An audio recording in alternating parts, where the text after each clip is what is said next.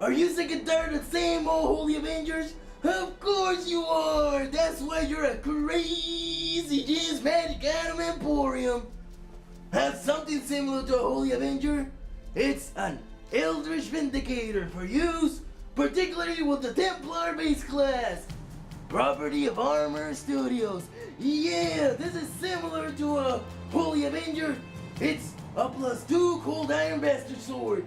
But in the hands of a Templar, it becomes a +5 spell storing Bastard Sword with the ability to cast Moment of Prescience once per day. Oh yeah, and it lets you cast a targeted Dispel Magic. So remember, if you're a Templar, there are only two types of Templars. The ones that have an Eldritch Vindicator and the ones looking for an Eldritch Vindicator. Which one are you? Remember, that crazy Jizz Magic Item Emporium. If we don't have it, well, you don't need it. Hail! We're almost there!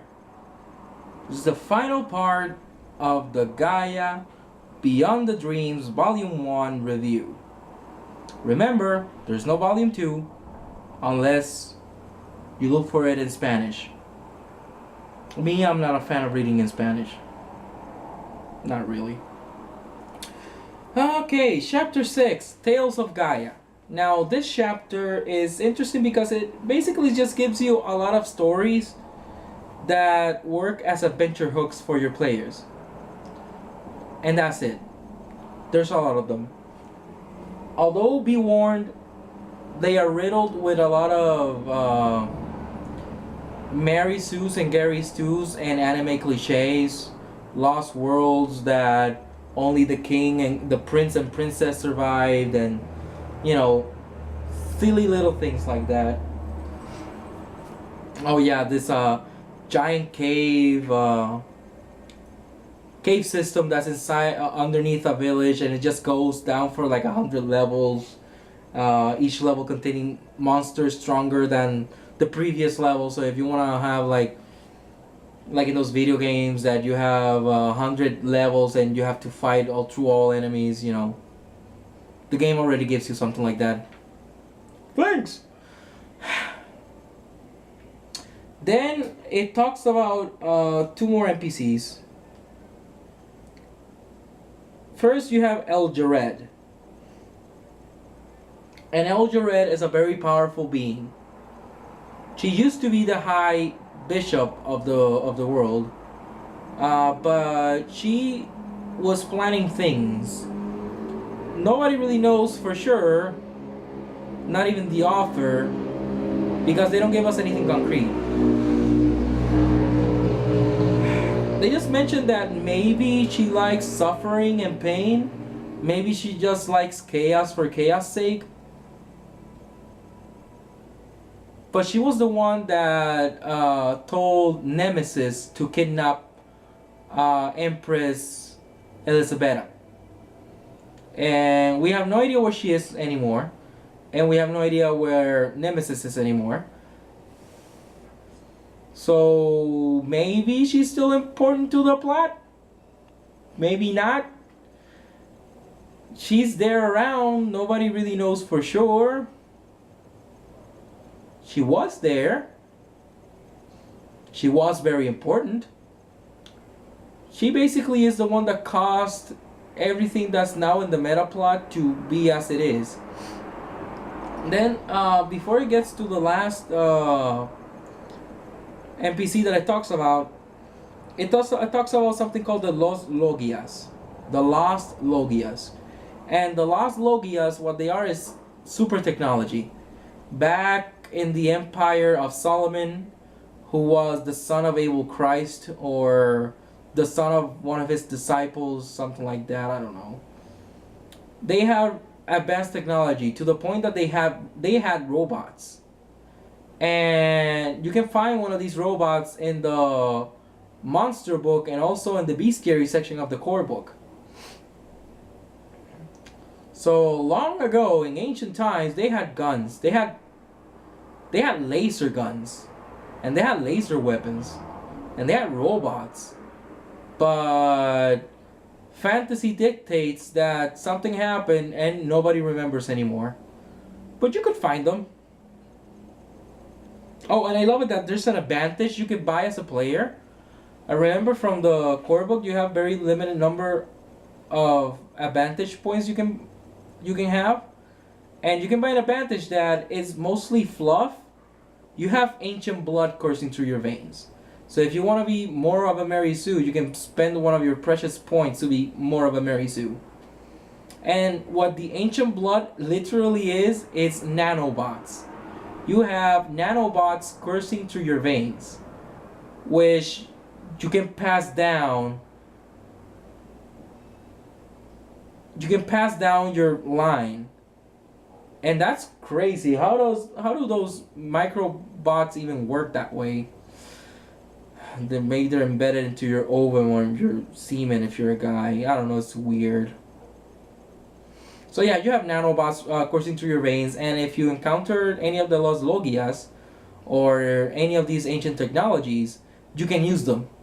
Because unless you're ancient blooded, you cannot use these things. Because apparently they react to the nanomachines inside your bloodstream. That's how advanced they were. But you can say, it's a fairly, silly advantage just to have ancient blood. So maybe it just costs one advantage point because it's just honestly just fluff. It's fluff ability for your character. You're ancient blooded. But no, it's two. It costs 2 advantage point for a story fluff advantage. Because your game master is not obligated to put ancient machines in the game. And trust me, he probably won't, because if you're playing Anima, you're probably playing Anima for all the high stakes fantasy anime shenanigans. Not to bring sci-fi into it. Then it goes into Loctus Khan Schwarzwald. The game actually gives you the backstory of Schwarzwald. And he is, without a doubt, the most interesting character in the whole book. See, he is not a Mary Sue. He is a man that was studious. And he studied a lot, and because he studied, he was good at what he did. Because he was a smart guy. And that was it. He was just a smart guy. And so smart that he became a professor at a college in the game. And while he was being a professor, one of his students once was Lucanor. And being the smart guy that he is, he decided to work with Lucanor because Lucanor had a lot of really good ideas. And with Lucanor's funding, he created something called the process. And if you remember, the process is what gave the guys at Wissenschaft their super soldier abilities. But, and look at this guy. He decided that it would be unethical. It would go against his morality, to experiment on humans. Or experiment on anything living. But he really wanted to get his experiment underway. So he infused himself with the process. Now that's badass. That is a scientist right there. I want to see if it works, but I'm not willing to put anybody else's life at stake. I'll put my own. Now that's a badass scientist. So what happened? He attained, and here's the problem. Here's where they sort of ruined the character, but also make him a little bit cooler. He gained powers beyond those of gods. Nobody really knows the extent of his powers. They just know that he has been known to snap his fingers and just make very powerful beings disappear. So he is that powerful, but also he turned basically into a mad scientist. And after he worked on Wissenschaft, he just decided to leave. He left and he now wanders the world, creating things and leaving them there. Just because he can. And if he finds someone that is in peril and needs saving, he will not save them directly, but he will give them the means for them to get what they want. Just because he wants to understand human desire. That's his whole drive. He is basically going around the world of Gaia causing plot to happen. He is a walking Deus Ex Machina. So make of that what you will. I think it's pretty cool. I think Schwartzwell's really cool. I'm a Schwartzwell fanboy. Yeah. Then the chapter ends with a cadre of people called the Messengers. Now what the Messengers are is 22 entities that serve as plot hooks. But they only give names and a vague description of them. They don't tell you what their level are, they don't give you stats, they don't give you what their abilities are, not even that. It's just, you know, they're there and they are known for this thing. It's an evil god, it's the Lord of the Undead, it's Malekith, the Prince of Crows, but they don't really give you substantial information that you could build a encounter around it. Just maybe like, you know, a campaign. Like an adventure path around it, but that's it. Nothing concrete. And that's one of the major problems of this, all these series. A lot of vague things and not many of them are concrete. Oh well. Chapter 7. That's the final chapter in the book. Has it been 4 videos already? Wow. Optional rules. First, you have, in the optional rules, you have new advantages and disadvantages. Now, one advantage that I like is called contacts. You have contacts in either royalty or one of these secret organizations. So that's cool. I like just having that as an advantage, that you can have people to back you up. There's a counter disadvantage that you have enemies, and you could have enemies in one of these organizations. I honestly don't recommend it. Then you have new secondary abilities. And if you remember from the first, from the review of the core book, secondary abilities are basically your skills. Now my major problem was that they had too many skills. Way too many skills. And then you have this book bringing in more skills to your list of already 40 plus skills that could probably bring the number around to 50. That's way too much. Way too much minutia to keep track of. Then you have fame and recognition. You know, how famous your character is, if you really want to keep track of that. Or how infamous he is. Why is he famous for? Is he a good painter? Is he a good at talking in public? Is he good with a sword? Almost everybody's just gonna be good with a sword because anime. Then you have a part called the power of the dragon. Basically, if you've seen Dragonheart, I think was the name of the movie, you make a pact with a dragon and you get a couple of abilities. Now it's funny because the second time I ran Anima game, I actually gave my players some dragons and some dragon-like, excuse me. I actually gave them some dragon-like abilities in the game. And back then, I hadn't bought this book yet. Heck, this book hadn't even been released in the US. So I had no idea this was there.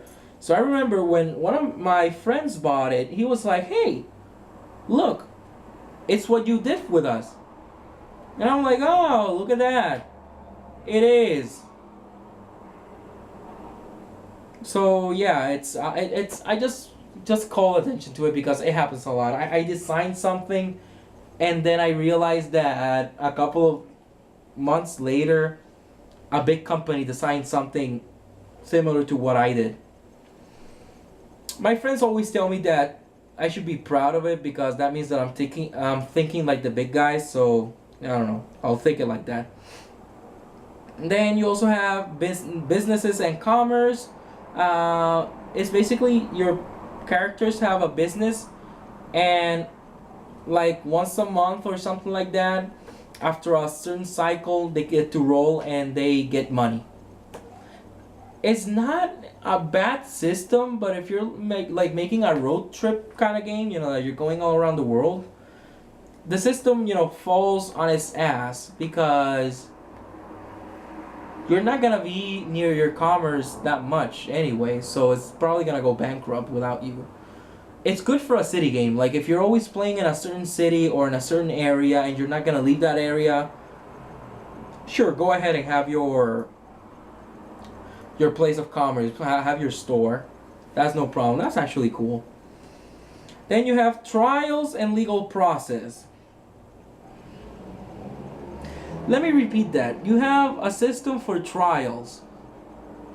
Anima is a game where you could roleplay the legal system and be a lawyer, because it gives you rules to be a lawyer. So if you ever wanted to play Phoenix Wright, the role-playing game, you can give a crack at this. I don't know, man. It's just having something like that is so weird. In these games that you have like warriors, and imagine that. Imagine if an He-Man walking into court and trying to defend you. It's just weird. Now the system itself it's not really bad. It's a bit clunky, but it's not really that bad. Because, you can investigate for evidence and stuff like that. But again, imagine a lawyer that goes around the world just lawyering. I don't know about you, that sounds kind of weird. But again, if you're playing like in a city game and you could be a lawyer in that city, that'd be kind of cool because you can have like lawyer encounters and you can have investigations, stuff like that. So again, for a road trippy game, who's heard of a lawyer that goes from town to town just to be a lawyer? I don't know, it's just weird. So next up is something called Natura. And if you remember from the review of the core book, that little thing called Gnosis, that thing Elisabetta has more than anybody else in the whole setting. That thing that determines how important you are to the world. Well, Natura kinda is that, but without being that. So it's basically like Gnosis, but the higher it is, you still get abilities, but they're not as game breaking as Gnosis. So that's sort of a fix. Now, one of the abilities it gives you is that you can open roll on rolls that are not from 91 to 100. You can open roll on doubles. Like if you get an 11 or a 22 or a 33, you can roll again. And stuff like that. You also get destiny points, which are like action points. You spend them, but once you spend them, they're gone forever. And you can re-roll or get a bonus to a roll or stuff like that. But that's Natura. It's still silly because it's still up to the game master how much you have and how much you gain. The player has no way of deciding how much he has. The player has no control over how much Gnosis or Natura he has. And I know one of my best friends, Paladin, from Trying to Stay on Topic, this is one of his major gripes with the game, that you as a player have no control over your Natura or your Gnosis. Me, from a game design standpoint, I don't know why you would design something like this. Something so vague, and that it's just completely up to the hands of the game master. And you can have game masters like completely broken, crazy games, and you can have game masters that are very stingy and they would never give any away. So it's very difficult because it doesn't give you any guidelines to how much to give or when to give that. And the thing is, if you're running a game and gaming Anima, And you know you're using the Anima system, and obviously your players are probably gonna be the main characters, and they might save the world. Well, that should entail that they should have high gnosis, but if you give them high gnosis, they are gonna have extremely powerful abilities that you don't want them to have. But so you can tell them you have high gnosis, but not the abilities, so that's really weird. Or you give them Natura, and you know the good fix there is Natura, because you can give them high Natura, but they're not gonna be that entirely broken. I think eventually they get a couple more advancement points, advantage points. Sorry, they can buy a couple more advantages, which is not gonna be really game breaking though. So yeah, it's just vague stuff. That's basically the end of the book though. Besides that, I saw a couple of other stuff I wanted to talk about. The setting, Gaia is not necessarily the only world. See, when you are in the big continent or in the smaller continent and you set sail, eventually you get to the edge of the world and it's just a maelstrom. A maelstrom. It's a maelstrom, and it's just gonna, you know, you end up on the, like, you know, it's a like a round world. You know, you go around, but what it's actually doing is teleporting you to the other side of Gaia. Because back in one of the most ancient wars, the world was divided in three parts. It was divided in three parts. It was divided in Gaia, the world of man. It was divided in Kalis, the Sea of Clouds, which is the world of the Light Elves, and Lunaris, the world of the Dark Elves, to call it like that. So Kalis, the Sea of Clouds, is basically that. It's just what little the book tells you is a world that's just a lot of clouds, and there are a lot of airships because of that. The water underneath the clouds are red waters, and people usually don't swim in them because they're very salty. And then in Lunaris, they describe it as a place very similar to Gaia, but it's a bit darker and a little bit colder. And that's it. Honestly, it sounds very comfortable to live in.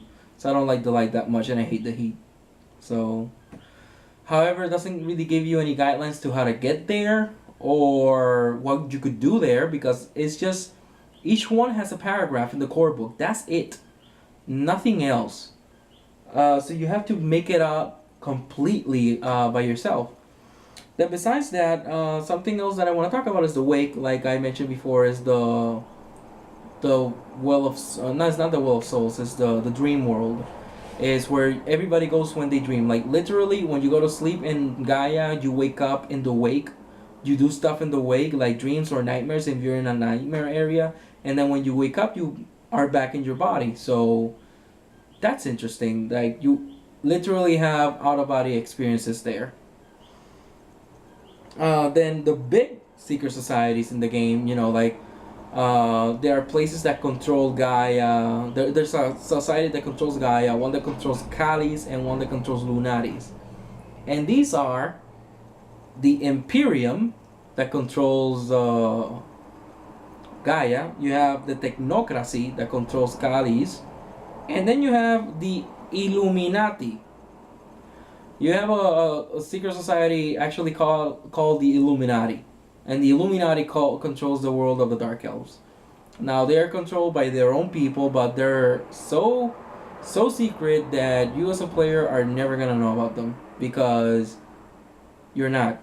Just the game tells you, you know, there's no way you would ever know about them. But then why write them if you're not gonna have them? I mean, you could run a game that you're part of them, but you would have to be insanely powerful, and you're just the only thing you're doing is saving the world. Like every single adventure you would be in is saving the world under people's noses, so they would never know about it. And that's man, that's a really weird scenario where I mean, I like running games where you save the world, but usually I like to do that at the end game, you know, at the final session, not that every single adventure is saving the world, because that just makes it stale at that point. And that's the thing. There's no real reason for you as a game master to include the Imperium, the Technocracy, or the Illuminati into the game. There really is none. I mean, honestly, you could just read the entire setting without Lunaris and without Kalis, without the Imperium, without the Technocracy, and without the Illuminati, and it wouldn't change anything at all. Everything would be literally, completely, and totally the same without those aspects. So, why are they there? Again, Carlos Aparicio wanted to be all inclusive. He wanted this game to have everything, but like I said before, that was this game's major downfall, including everything. Uh, the pros, however, is the art of the book is beautiful. It's really pretty inside. That's the major compliment I'm gonna be giving to every single book I review from Anima. The art style is amazing. It's really pretty, but all right, do I recommend this book? Honestly, if you just like settings, if you would like a different setting to play your Pathfinder game or your D&D game, honestly, give this book a read. Cause besides the really weird Mary Sue NPCs, you are going to find stuff that you like. Trust me. You are gonna find plays, probably an adventure hook, probably an organization. You're gonna find a principality that you're gonna like a lot, and maybe you're gonna like more than one. Trust me, this book is worth it. You know, looking past the Mary Sues, looking past Kisidan, looking past Matthew Gall that looks like Satan, looking past even Lucanor being level 16 question mark, looking past Elgered and everything she did, looking past Millennium and who the heck is Millennium, looking past Schwarzwald and his plot convenience glory. The book is good. The setting is really good. Give it a read. If you ever have the chance to get this book, get it, because it's in short print. It's a rare drop, so to speak. It's a rare find. So if you are a fan of high fantasy, because that's what it is ultimately, it's high fantasy. It's high fantasy of the highest caliber, top pedigree. That's the best recommendation I can give you. Get this book, if you have the chance. If not, find someone who does and read it, because it's really really good. You're gonna enjoy it. If anything, you're gonna get a lot of ideas for other adventures. It could even help you as a writer. You know, try to copy the style. If you like writing anime and high fantasy, get this book. Give it a read. Try to copy its own writing style, because you're gonna like it. And again, if you're an art enthusiast, if you like a lot of anime type pictures, if you want a book full of references, that these references actually have stories tied to them, then go ahead. Because unlike the core book, this book actually not all of them, but most of the drawings here are within context. You have a couple of them that are just people posing, but you have a lot of them that are the context is in the writing around them. So, do I recommend this book? Totally. Totally. Even if you're not a fan of Anima, even if you're never gonna run Anima, even if you're never gonna get the core book. But if you like collecting campaign settings, you know, if you already have A.R.M.R, if you already have, I don't know, Spelljammer, especially if you have Spelljammer, because, you know, this could be a sphere. The Anima world could be a sphere. I did that once. It worked out well. I actually turned the Phyllis Nogos, the big monster in the core book. I turned it into a Pathfinder monster. I Pathfinderized it, and it wasn't that bad either. It turned out well. The fight was interesting, but the setting is really good. It's really really good. It's sad that we don't have the volume 2 book, because I believe the volume 2 book contains information on the new continent and on Kalis and Lunaris. So it would have been really good if they would have actually released that book to the US. If they would have actually got it in English, because right now you can get it, but you can only get it in Spanish. And even though I'm a fluent Spanish speaker, I am not a big fan of reading things in Spanish. I'm sorry, and